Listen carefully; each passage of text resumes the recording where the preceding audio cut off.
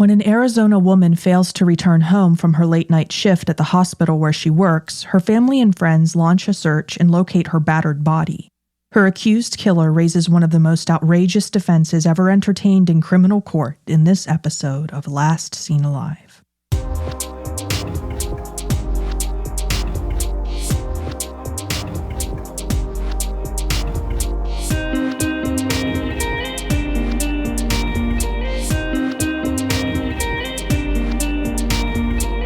Thanks for listening to Last Seen Alive.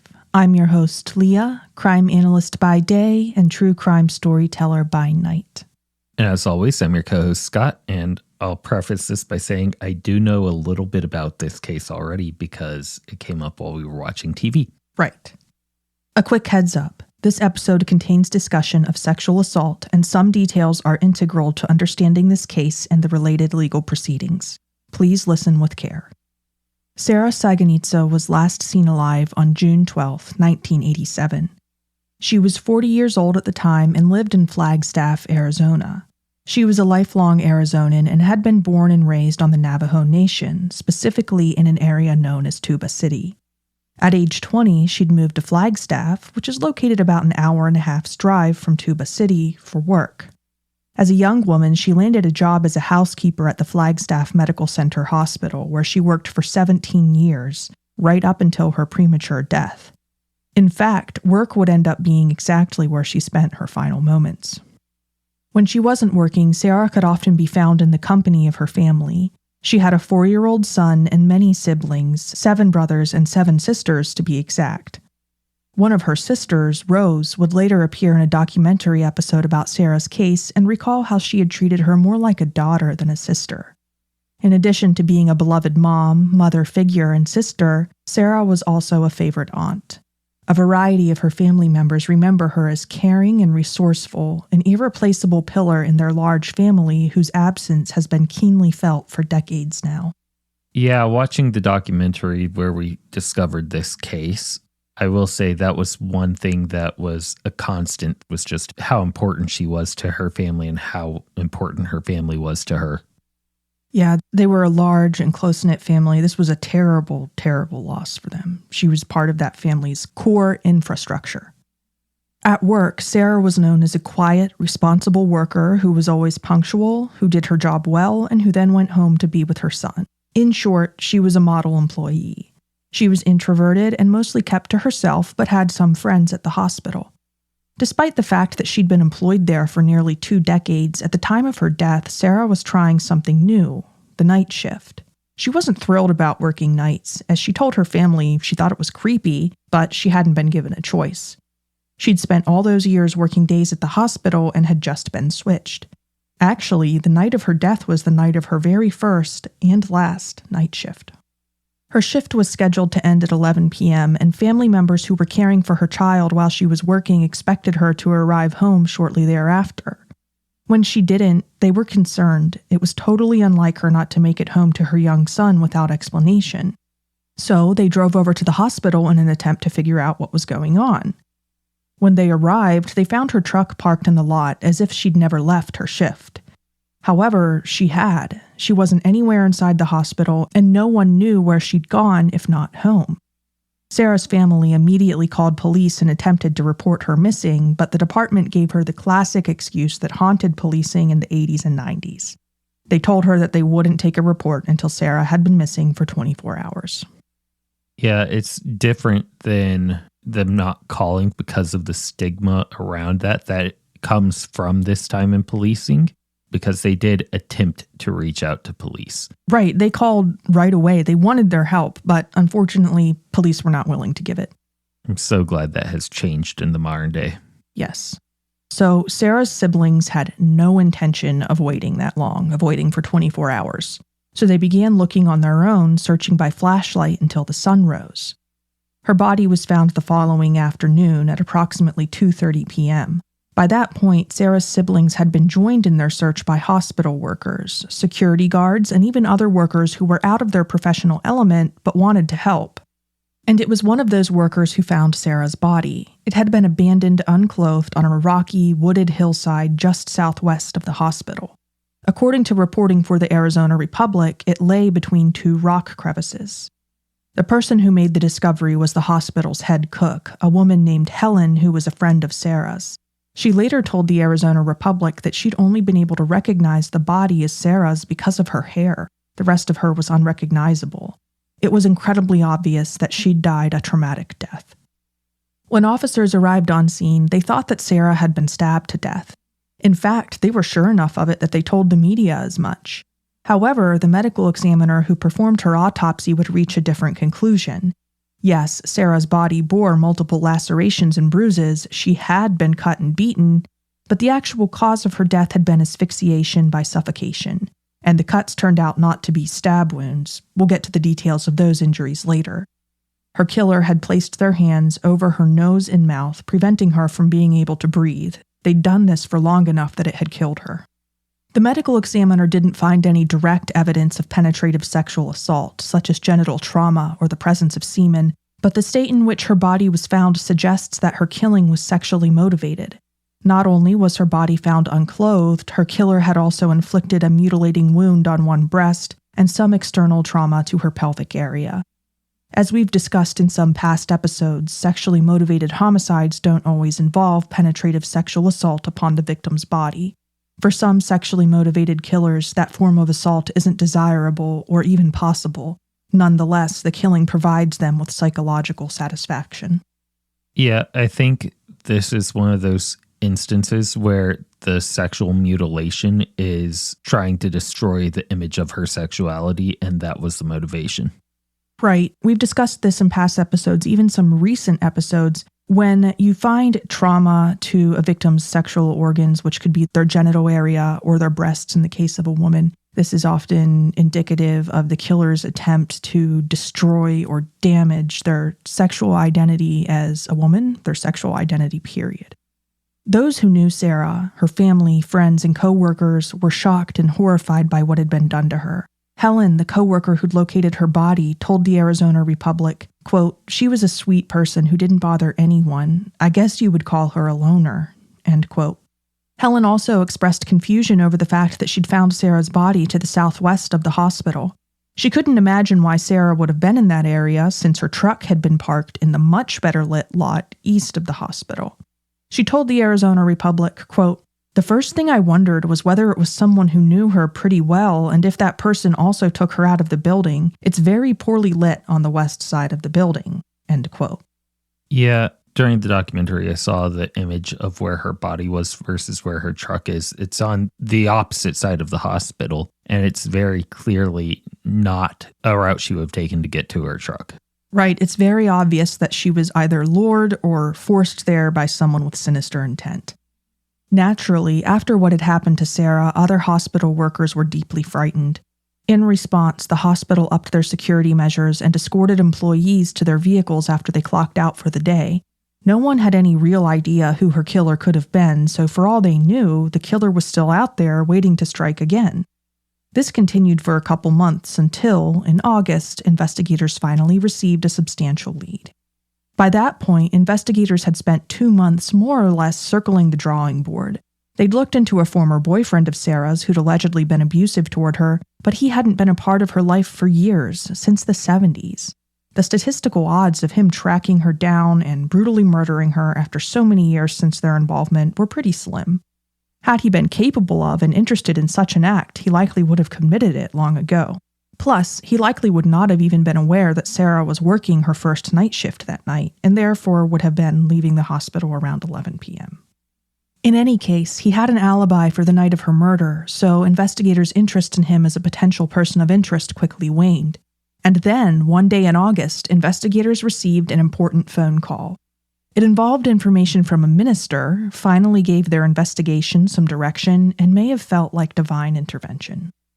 The minister was Reverend Floyd Patterson of the Flagstaff Tabernacle Church, and what he had to say was shocking. He told investigators that one of his congregants had called him and had explained Sarah's murder to him in relative detail. He'd presented it as something he'd possibly dreamed. Either that or, well, maybe he really had committed the murder. Either way, he told the minister that when he'd read about Sarah's murder in the newspaper, it had made him physically sick. Reverend Patterson would later describe the fear and torment he'd heard in his congregant's voice as he'd told him this. It had shaken him enough that after the conversation, he'd called his son-in-law, who, conveniently, was a detective with the Flagstaff Police Department, to tell him all about it. Naturally, the congregant, a 35-year-old man named George Abney, quickly became the primary person of interest in the case. Abney lived locally and worked as a part-time English professor at Northern Arizona University. When investigators initially approached him about Sarah's murder, he denied being involved and said that he'd seen Sarah's murder in a dream rather than through the lens of his own experience. However, he eventually changed his tune and confessed, explaining to investigators that, quote, "I had a lot of energy and tension built up, and it just got out of hand," end quote. So there's a few things there that really do bring that divine intervention into light. I mean, presumably, this is a stranger killing that was extremely brutal. Some of the hardest type of cases to solve. Yeah. So he would have never naturally come into their light without any kind of DNA testing back then. Which was in its infancy at the time, so they probably didn't have access to that. Not to mention, this is before security cameras were everywhere. I don't know if the hospital had any security cameras at all, let alone any that could have captured this man, especially in the poorly lit west end of the hospital. Yeah, you hit on a really important piece of that right there, which is the fact that this part of the hospital is poorly lit, so it probably doesn't have cameras even if they do have them. And if they did, it probably wouldn't have picked up much. It's not like today where most outdoor security cameras also have some sort of night vision recording capabilities. Right. It's a lot of little things building up that really help open this case up. Definitely. Now, Abney claimed that the whole dream thing had been a psychological defense mechanism, and that he'd framed Sarah's murder as something he'd seen in a dream because facing the reality that he'd been responsible was difficult for him. Abney went on to claim that he'd gone to the hospital where Sarah had worked on the night of her death because he hadn't been feeling well. However, shortly after arriving, he'd left without ever being seen because he had no insurance. From there, the story he gave to investigators changed. Initially, he claimed that he'd bumped into Sarah in the hallway on his way out of the hospital and, bizarrely, that she had been dressed provocatively in rawhide. I assume that by rawhide, he really meant buckskin or some other tanned animal hide garment, and that what he was describing here was some sort of stereotype-fueled fantasy in which he encountered Sarah dressed in a sexy Halloween costume-esque version of historical indigenous attire.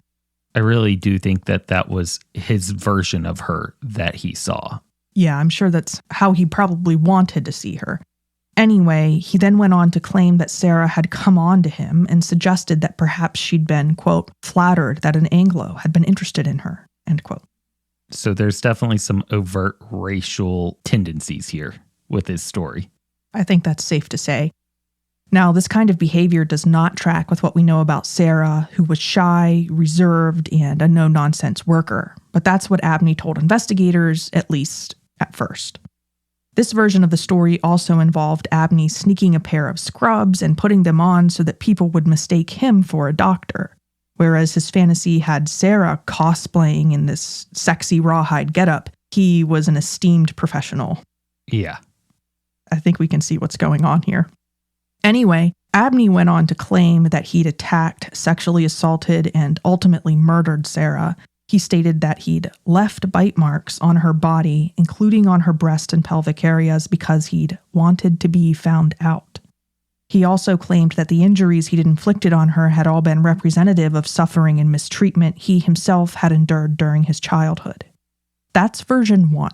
Okay. It is not the only version. Version 2 was different, although it ended the same way, in Sarah's murder.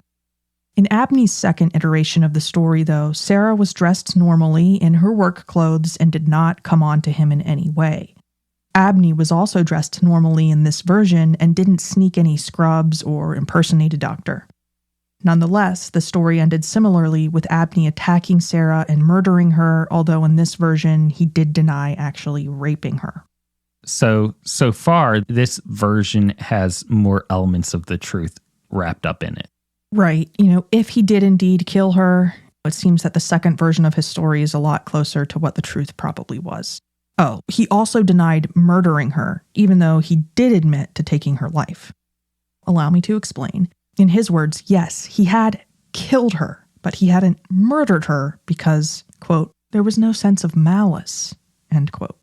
So it's all about the intent behind how you kill somebody that should determine whether you're a murderer or not?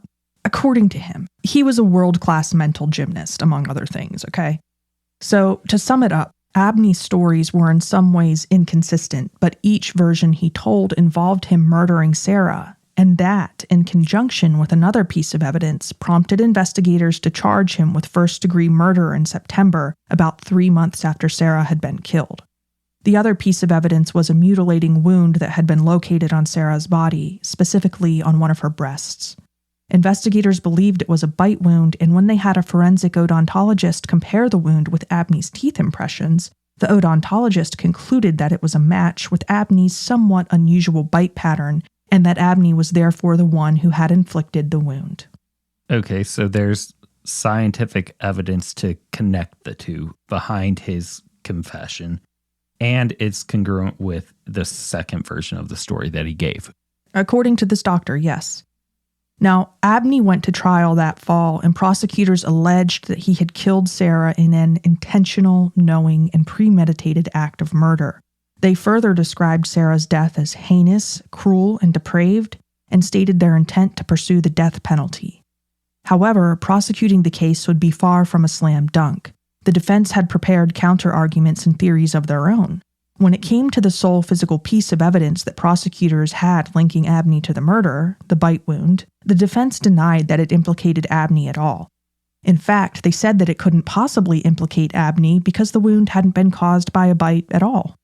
Rather, the defense alleged the wound had been inflicted with some sort of dull cutting instrument, which had created an irregular wound that just so happened to resemble a bite wound. Both the prosecution and the defense produced expert witnesses who argued their respective views. It would be up to the jury to decide which of them was correct. However, although the wound was the only physical piece of evidence allegedly linking Abney to the crime, it was not the only evidence. There were also, of course, the self-incriminating statements Abney had made. The defense argued that Abney had made those statements during an hours-long questioning session, and that he'd been a mentally feeble individual in a vulnerable mental state. They argued that because of this, he'd internalized investigators' thoughts and had said things that weren't true. But that's not all the defense argued. They also presented a theory of their own, one that absolved Abney of any involvement in Sarah's murder. Abney, they claimed, had had nothing to do with the crime. Rather, Sarah had been killed by someone, or perhaps I should say, something else. Abney's attorneys stood in front of the judge, jury, and entire courtroom and boldly argued that Sarah's murder bore the hallmarks of a killing committed by an evil Navajo witch with shape-shifting powers. More on that next. When George Abney was charged with the brutal murder of 40-year-old Sarah Saganitso, his defense attorneys cobbled together an audacious defense. Not only did they argue that their client was innocent, they implicated a suspect that was, well, paranormal. Sarah, they argued, appeared to have been the victim of a skinwalker. Skinwalkers have become a bit of a pop culture phenomenon, so most listeners probably have at least some idea of what they are. Then again, pop culture often does not get these kind of things quite right. So, for the record, in Navajo culture, a skinwalker is a person, a malicious witch who uses dark magic and who has the power to shapeshift into animal form with the aid of animal skins. They're believed by many to creep around getting up to no good, perhaps even causing illness or misfortune. With that being said, skinwalkers are not believed to brutally and fatally attack people as they clock out of work. That's just not their MO. Yeah, there's just so much mysticism around it, thanks to the pop culture references that have become rather popular here recently. Mm-hmm. I think it is good to have that clear understanding of what it is within their culture and what they mean when they reference a skinwalker. Right. I don't pretend to be any sort of expert because I'm the furthest thing from it, but in a nutshell, that's what it is. It's a person, evil witch, transforms into animal form, they can shapeshift. So with that being said, it not being a spiritual entity would indicate that there is somebody that is responsible for this murder. Right. A skinwalker is not a cryptid like, say, Bigfoot or Mothman. It's an actual person who can shapeshift. So yeah, there would be a person behind this crime. Nonetheless, killing somebody as they clock out of their hospital job, not something skinwalkers are known to do, but that is what Abney's defense argued had happened here for some reason. The fact that this was allowed to be entered in as a viable defense is ridiculous to me. Yeah, it's wild. So this was, to the best of my knowledge, the only time that a skinwalker has been used as a scapegoat in a criminal court setting. Hopefully, it was also the last time such a defense will ever be used. In any case, this defense goes down in history with that time in 1897 when testimony allegedly from a ghost resulted in a murder conviction in West Virginia, and the time in 1981 when an accused murderer argued demonic possession as a legal defense in Connecticut criminal court. Legal strategies like these don't come along often for obvious and good reason. But Abney's defense really leaned into the theory and even brought in an expert witness to testify regarding the elements of Sarah's murder and how they allegedly correlated to, well, stuff a malicious Navajo witch with shape-shifting powers might do. On that note, you could be forgiven for assuming that the expert witness on Navajo lore was a Navajo person. However, that wasn't the case. The expert witness was actually a non-Indigenous man, a folklore professor from Utah State University named Barry Tolkien. They had him review police photos taken of the crime scene, and he had a lot of ideas about the state Sarah's body had been left in and what it all might mean. Things that might seem innocuous to others, a broken stick here, a stray animal hair there, loomed large in the mind of Professor Tolkien and cast strange shadows over the case. I'll be upfront here. I personally feel that Professor Tolkien's take on what the details of this case might indicate is pretty ridiculous and should not have been entertained in a criminal court. I feel that was very inappropriate. With that being said, he certainly knew a lot more about Navajo culture than me, albeit not as much as an actual Navajo cultural expert. In any case, I understand that he did spend years with the Navajo people, learning about their culture as an outsider, and that he was respected by many in academia. I think that the defense was very motivated to choose a non-Navajo member when they were choosing somebody to bring in as a cultural expert. And I don't think that it's appropriate to bring in a folklore studies individual for a murder investigation. That's not something that's normally up their alley. Right, I don't think it's appropriate either. And to be clear, I don't know whether any attempt to find a counter-expert witness was made. I can tell you that no one involved in this whole legal circus was Navajo, except for Sarah, the victim. Attorneys, judge, jury, none of them were Navajo. This was all white people. Again, Professor Tolkien, respected in his field, respected in academia, but this was inappropriate. So on the other hand, my area of professional expertise is crime, and every single thing about this case that seemed potentially paranormal to Professor Tolkien seems like a potential element of a thoroughly natural, albeit terrible, crime to me. And in the context of criminal justice, I think we have a duty to ascribe the seemingly ordinary to the ordinary rather than trying to paint it as something of paranormal origin. With that being said, according to articles from the time that detailed the trial proceedings, there were 4 elements of the crime scene that stood out to Professor Tolkien as being potentially indicative of skinwalker involvement.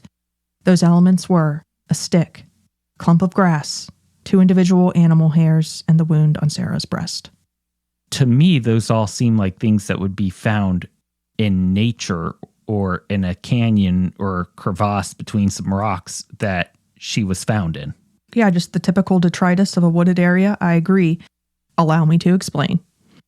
Now, as we discussed, Sarah's killer abandoned her body in a wooded, rocky outdoor area where it was later discovered, and when Sarah's body had been found, a small stick had been lying over her throat area, broken into 2 halves. You might be thinking, big deal, it's a stick, and the extremely violent attack happened in the woods. Some twigs and sticks, outdoor debris probably got stirred up in the process, right? But Professor Tolkien saw things differently. The stick, as far as he was concerned after viewing the photos of her body, had been carefully placed across her throat. That's according to reporting by journalist Mark Schaefer for the Arizona Republic. The same article goes on to state that, according to Professor Tolkien, the stick symbolized cutting off of a person's wind in Navajo culture, end quote, which, by the way, is deadly in all cultures. Moving on to the clump of grass. Well, investigators had noticed a small clump of grass on the ground near Sarah's truck. Scott, you've seen it in that documentary we watched. Yeah. What would you say about the size of a baseball? To me, it looked like a piece of mud or dirt that had fallen off, that had gotten stuck on the truck when it rained. Sure, that could happen to trucks. Driving through mud, it had dried and fallen onto the ground. Right, that's one possibility. Now, her truck, as we mentioned earlier, had been parked on the opposite side of the hospital compared to where her body had been found. Nonetheless, Professor Tolkien was pretty sure the grass clump held sinister significance. The grass clump, he figured, had probably come from a grave and had probably been placed by Sarah's truck in order to send a message of intimidation to her family. That was the deal with the grass, allegedly. It seems easy enough to debunk. Look, this was a clump of grass on the ground in a busy parking lot at a hospital. I feel like there's nothing unusual about this. Yeah, as somebody that's driven through a mud puddle, I don't find this suspicious, but again, not Navajo. Neither was the guy who made this allegation, again, to be clear. And then there were the animal hairs, all 2 of them. The medical examiner who'd performed Sarah's autopsy had located 2 animal hairs on her body, one in her mouth and the other in the wound on her breast. The hair's origin was unknown, and it's not difficult to imagine mundane sources for them. For example, perhaps the hairs belonged to a domestic animal, a pet, and had been on her clothing or her attackers and had been transferred to her mouth and chest area during the violent struggle that had ended her life. Or perhaps they'd been shed by wildlife in the area where she'd been attacked and had transferred to her during the struggle. Or, according to Professor Tolkien, maybe their origin was more sinister. In court, he claimed that, quote, many elderly Navajo people tell stories of skinwalkers shooting animal hairs into victims with blowpipes, end quote. You know what? I'm not even going to argue whether that's true or not. All I'm going to say is her manner of death, somebody put their hand over her mouth and plugged her nose. It's very possible that that hand could have contained the animal hair. Clearly, there was a close quarter struggle here. You know, it happened outdoors in an environment where there's going to be animals running around. Rabbits, maybe cats, dogs, etc. Lastly, there's the wound to Sarah's breast. It had been semicircular in shape, as human bite wounds tend to be. Professor Tolkien, however, couldn't help but notice and point out that this shape also resembles that of a crescent moon. And the crescent moon, he stated, is a common symbol in Navajo art and religious ceremony. Additionally, notably, the crescent moon is also a common symbol in many cultures around the world. This has been true for ages and likely always will be. The moon is beautiful and people like it. Nonetheless, Professor Tolkien found this significant. He also found the fact that a substantial portion of the breast tissue, including the nipple, had been traumatically amputated significant. He explained the perceived significance thusly, according to reporting for the Arizona Republic.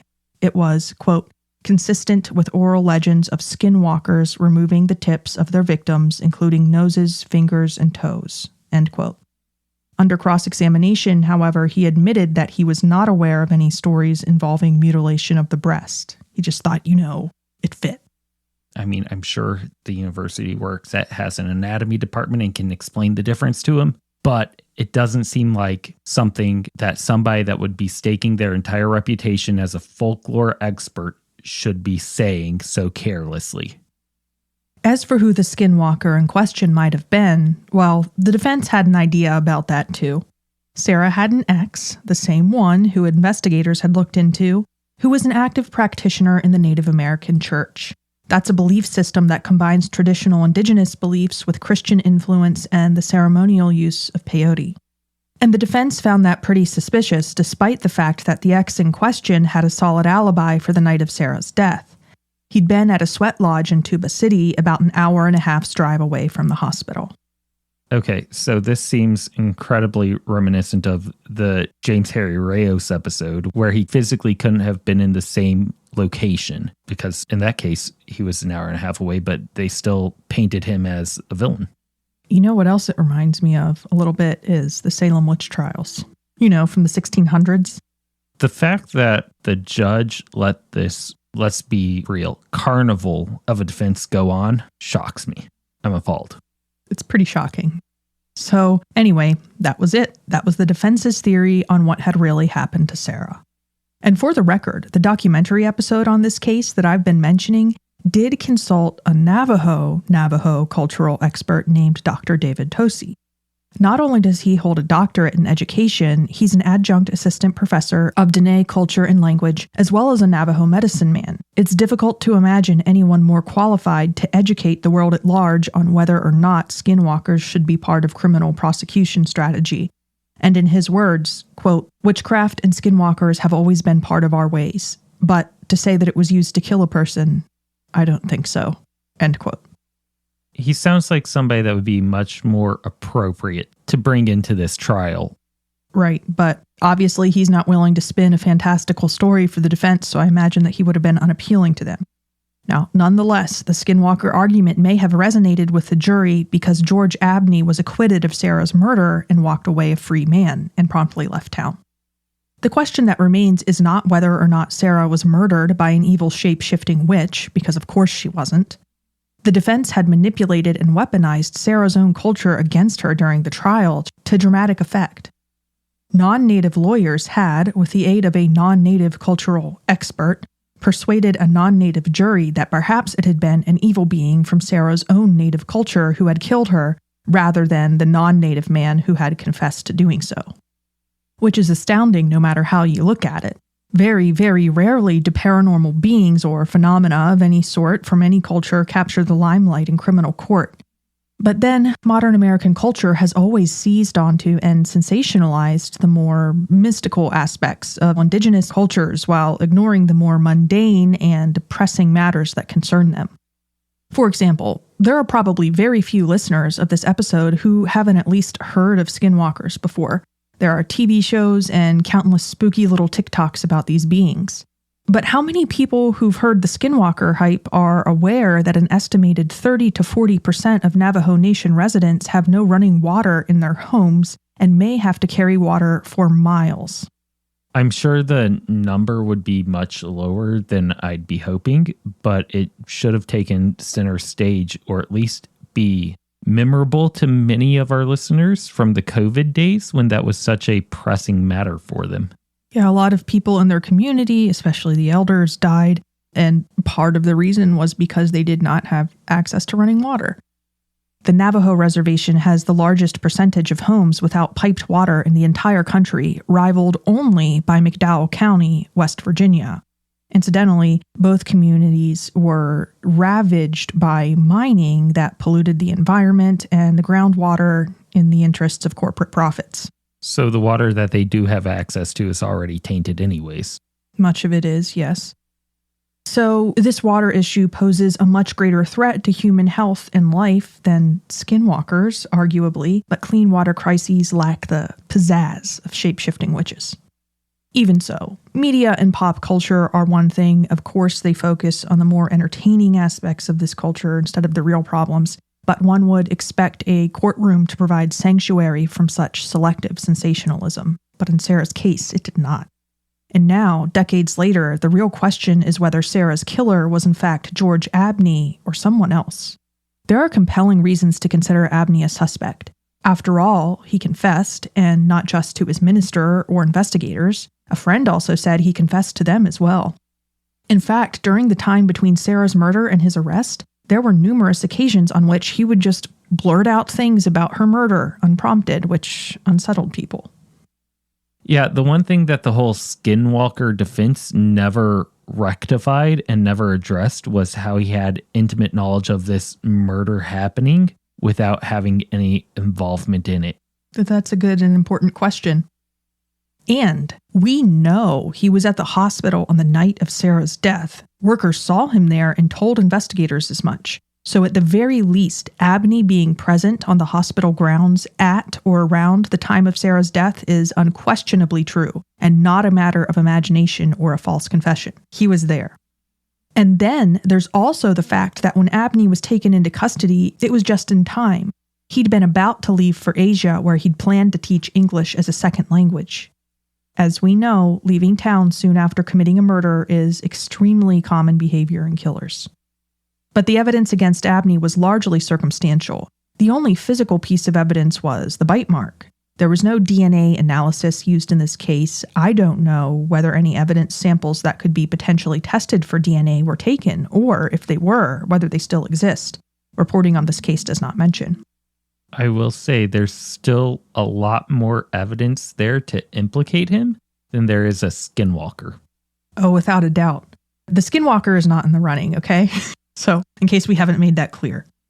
It does seem possible, given what we know about this case, that someone other than Abney, not a skinwalker, could potentially have been responsible for Sarah's murder. On that note, according to Sarah's family, around the time of her murder, Sarah had been living in fear of someone.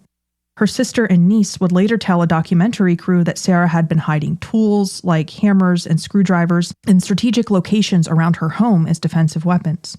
She kept them by the door, by the windows, and by her bed. She also kept a knife and scissors in her truck's glove box, and this was not normal behavior for Sarah. Unfortunately, who exactly had intimidated Sarah prior to her death is unknown. It's possible that the person who'd frightened her was someone other than George Abney, someone that should have been a person of interest in her case. To the best of public knowledge, the investigation into Sarah's murder has not progressed since George Abney's acquittal. Decades later, her family is still waiting for answers and justice, and Sarah is still badly missed. If you know anything about the death of Sarah Saganitso, please contact the Flagstaff Police Department at 928-774-1414. And if you're interested in hearing about Sarah's case in the words of her own family members with input from Navajo cultural experts, which I highly recommend, I have a documentary episode recommendation for you. There's a limited series called Out There, Crimes of the Paranormal, and episode 6 is dedicated to Sarah's case. Do not let the show's title fool you. It doesn't try to argue that Sarah was killed by a shapeshifter, just the opposite. You can find it on Hulu or Disney+. And for the record, this is not an ad. This is just something that Scott and I stumbled upon and thought you guys might enjoy. It was very well done. We've referenced it a number of times. Importantly, the input from her family and community members that the trial lacked. Yeah, which is really odd that they wouldn't have brought in any witnesses from the Navajo Nation. Well, of course they didn't, because they weren't going to pretend that a skinwalker murdered her. My final comment on the whole trial and the skinwalker being included is this was some dark horse scheme that the defense came up with that was there to just completely floor the investigators and the prosecutors, that they would not have had time or thought of ever needing to prepare a defense against. Yeah, I think most investigators are probably not prepared to present an anti-magic, anti-paranormal defense. So I think there's a pretty good reason why they didn't have anybody come in to counter these claims at the last minute, because it's such a idiotic defense to a crime. It is. I'm sure they didn't think it would be necessary to even argue against such a thing. Like you said earlier, I'm surprised the judge even allowed it to be entertained. What's next? Bigfoot stealing catalytic converters? That's all for this episode of Last Seen Alive. Thanks for listening. Make sure you check out our website, lastseenalivepodcast.com, for photos from the story and links to the sources we used to write it. While you're at it, follow us on Insta at LSA Podcast and TikTok at Last Seen Alive Podcast. Episodes of Last Seen Alive air every Monday. See you then. If you think bringing unsolved cases like Sarah's to the public's attention is important, please take a moment to rate or review Last Seen Alive and tell your friends to check us out too. We really appreciate it. Also, don't forget to check our merch store where you can get an LSA t-shirt or hoodie. We donate 50% of the proceeds from every sale to the DNA Dough Project. Last Seen Alive is a Studio 222 production. Research and writing for this episode is provided by you, Leah. Audio engineering and editing is provided by me, Scott.